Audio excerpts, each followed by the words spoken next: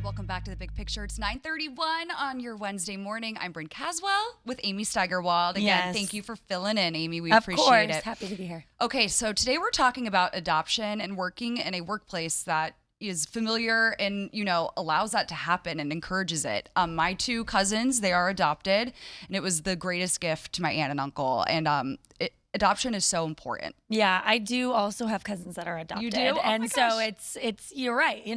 It's a process that many people, not everyone can relate to. Right. So having, coworkers, I imagine, who have been through a similar experience is probably very supportive. And Really, of really course helpful. a workplace that does too. Yeah, because it entails a lot. It's a long process, and having kind of that support system, I think, is really important. But joining us right now, we have the president and CEO of the Dave Thomas Foundation, Rita L. Soronen.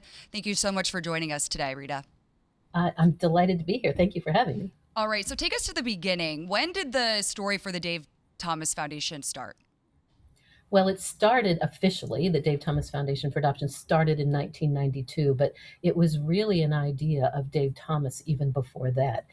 I think everyone in the Central Ohio area probably knows the Dave Thomas story, but if not, he was adopted. He created two great legacies, the Wendy's Company and, of course, the Dave Thomas Foundation for Adoption, but really began this foundation to focus exclusively on children in foster care who have been abused or neglected and whose parental rights have been permanently terminated, and now they're simply sitting in foster care waiting for a home.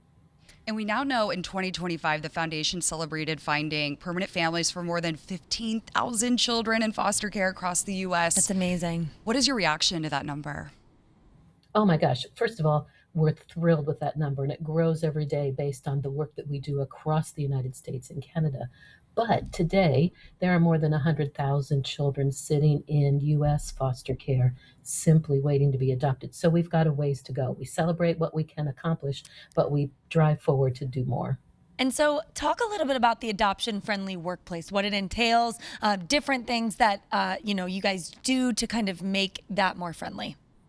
Of course. And again, this was a legacy effort of Dave Thomas when he was still at the Wendy's Company as CEO and began to think about the Dave Thomas Foundation for Adoption, but hadn't started it yet. He also was looking at how could he, with the celebrity that he had, the national celebrity, and with the foundation and platform that he had from Wendy's, how could he begin to encourage people to support adoption, all forms of adoption, but certainly foster care adoption. And he began to realize that wait, if a business like Wendy's Company provides benefits to families that are formed through birth, and of course it's a medical issue and healthcare usually covers that, and there's leave time, do companies offer benefits, paid leave, financial assistance to families that are formed through adoption? So he began to call companies that he knew and CEOs that he knew and encourage them to put in place adoption benefits to support families who adopt. And it started more than 30 years ago, and the foundation has taken that on as a signature effort. And we've created the 100 best adoption-friendly workplace list to celebrate those companies, nonprofit, for-profit, governmental, large or small, that provide benefits to families who adopt. Specifically, I guess, talk about what type of benefits, paid leave, that type of, what's included in that package for a company to make the list. Exactly. And we use an independent research firm. What we ask is people register on our davethomasfoundation.org/AFW. They can register and fill out a survey for the benefits that they provide.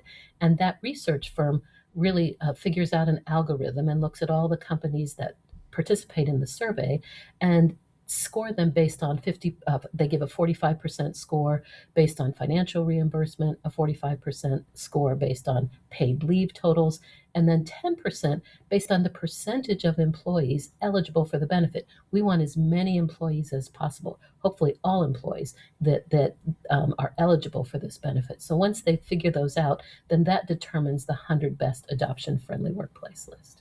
And Amy and I were talking, we have cousins that were adopted. Talk to us about how important it is to foster that support system within the workplace when it comes to adoption and that process, because we know it can be very, very long and stressful for some families.